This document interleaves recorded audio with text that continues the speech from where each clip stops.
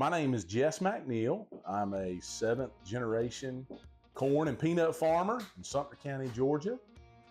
We grow seed peanuts, is our main cash crop, and rotate corn. Started getting into cover crops about 6 years ago, probably around 2017 or 18. It's one of the things I've wanted to do as I've taken over stewardship of the farm, is introduce more cover. I've done that, had a lot of failures, some successes. Every year is a little different, and I feel like we're finally starting to find some mixes that work. So there's pros and cons, but for me the pros outweigh the cons. Some of the benefits of using more cover crops, it holds my land together. Over the winter time, in the southeast, we can get 2 to 4 to 6 inches of rain at a time. So that's a huge benefit where we are, is to be able to hold the land together.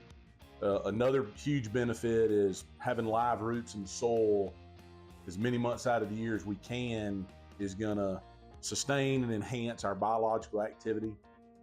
So as we're wanting to mine nutrients in the soil so that they're more available to the cash crops, having a robust biosphere is really important. And the way we do that is by having cover crops, live roots for that biology to feed on.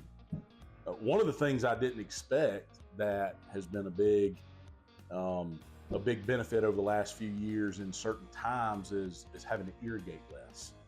So for whatever reason, and we do soil moisture monitoring, for whatever reason, we don't have to irrigate as much in peak irrigation season.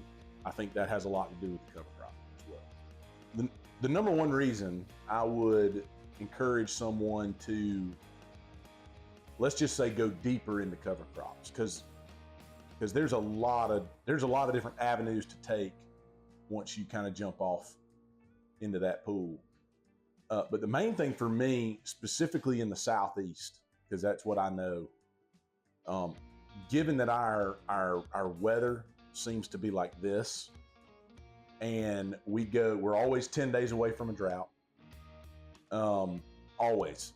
And since I've used more cover crops, especially on my dry ground, but irrigated ground, the same principle stays, is what we're able to do is hold the land together better. And that, I don't mean that necessarily in an erosion sense, that's one reason, but also the roots in that soil are helping it, once the cash crop is in the field, it's helping hold that land together.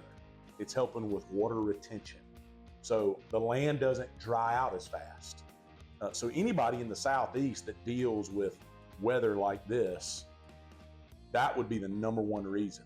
It seems to level out those peaks and valleys a little bit, is what I've seen. Now when it's wet, it's wet. But when it's dry, it's not as dry.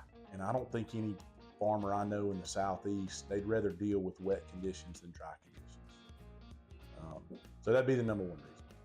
So on my farm, it's been really important to me to have a generational perspective. I've got 3 little boys. That's the 8th generation. And I'm blessed to be here. I'm standing on the shoulders of a lot of men before me to have a good productive land. So to me, the benefits of using the cover crops, helping it build and sustain my land, it outweighs any type of government subsidies that can come with it.